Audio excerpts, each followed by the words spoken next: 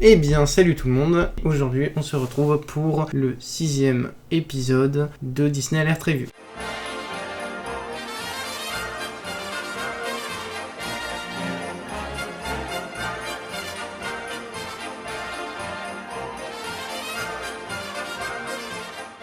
Donc aujourd'hui, on va s'attaquer à La Reine des Neiges 1 et 2. La Reine des Neiges 1 et 2, à la fois critiquée et acclamée par le grand public. Donc on va voir tout de suite ce qu'il en retourne. Donc La Reine des Neiges, date de sortie le 27 novembre 2013. Il a été réalisé par Jennifer Lee et Chris Buck. Il a dépassé le $1 milliard, ce qui représente beaucoup plus que Le Roi Lion, ce qui n'est pas rien. Il a eu l'Oscar du meilleur film d'animation, le Golden Globe du meilleur film d'animation aussi. Les musiques sont faites par Kristen Anderson-Lopez, Christophe Beck et Robert Lopez. Les personnages sont joués par Kristen Bell, Idina Menzel, Josh Gad et Jonathan Groff. Il y a 90% sur Rotten Tomatoes, ce qui est clairement pas rien, on voit clairement l'opinion du public là-dessus. Pour le résumé, je vais vous laisser Olaf faire ce résumé. Sinon, concernant ma critique personnelle, j'ai trouvé ce film très bon. Une très bonne animation pour l'année où cela a été fait. Donc clairement, on a une animation qui est très jolie. Des musiques maintenant qui sont devenues iconiques, qui n'a pas entendu déjà Libéré, délivré. Clairement, on l'entend partout, on l'entend dans les parcs, on l'entend dans les jeux,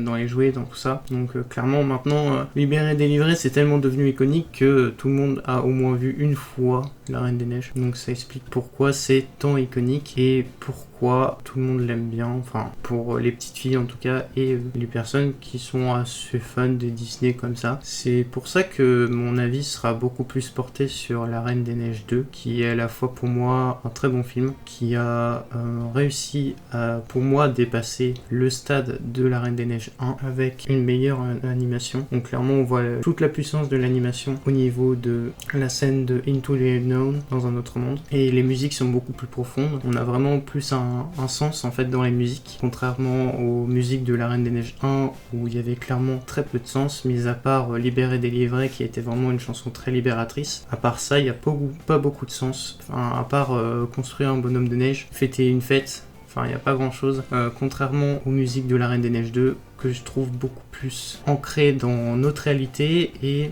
essayant de décrire une vie qu'on a tous en fait. C'est ça qui est vraiment super intéressant, c'est qu'on a vraiment cette relation avec pas mal de domaines qu'on est habitué dans notre vie à passer au moins un jour. Clairement, c'est ça qui est vraiment la force de La Reine des Neiges 2 pour moi, parce que n'a pas vu beaucoup de personnes d'après ce que j'ai vu, mais pour moi c'est clairement cette force-là qui fait la grandeur du film. On a les acteurs qui sont toujours aussi bons, clairement on a des acteurs qui sont très très bons et ils le font voir. Josh Gad, il est toujours aussi exceptionnel dans son rôle, et les autres personnes aussi. Cependant, La Reine des Neiges 2, au niveau de la vie publique, a taux beaucoup moindre, contrairement à La Reine des Neiges 1. Par exemple, on peut le voir avec Rotten Tomatoes, qui donne la note de 77%, qui est bien quand même, mais qui n'est pas à la hauteur des 90% de La Reine des Neiges 1. On a une recette qui a atteint les 1450 milliards pour un budget de 150 millions. Donc clairement, c'est pas rien, hein.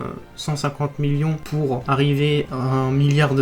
Clairement, on part très très bien, quoi. Clairement, on est très très très bien. Je trouve que l'histoire est beaucoup plus ancrée sur les personnages, sur leur passé, et c'est ce qui vient combler le vide de La Reine des Neiges 1. Et c'est ça qui est vraiment important, c'est ce manque qu'on avait dans La Reine des Neiges 1 qui est maintenant comblé avec La Reine des Neiges 2. On en apprend sur le passé de la mère de Elsa, on en apprend aussi sur les tempéraments des personnages qui se dévoilent beaucoup plus. Elsa, clairement, on la voit beaucoup plus rassurée, beaucoup plus sûre de elle-même, et c'est ça qui est vraiment un atout pour moi pour La Reine des Neiges 2, c'est cette dévotion pour libérer les personnages et qu'ils prennent beaucoup plus d'importance que ce qu'ils avaient dans La Reine des Neiges 1. On a aussi toute une base d'histoire qui est basée sur les mamans globalement, et c'est pour ça que ça peut toucher un plus large public. Contrairement à La Reine des Neiges 1 qui pouvait toucher un public beaucoup moindre, ce public-là dans La Reine des Neiges 2 pourrait toucher beaucoup plus de personnes. Et clairement, c'est ce qui fait la force de La Reine des Neiges 2. Donc voilà,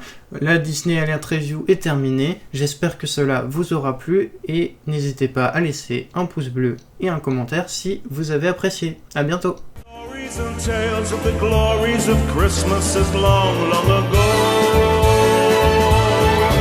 It's the most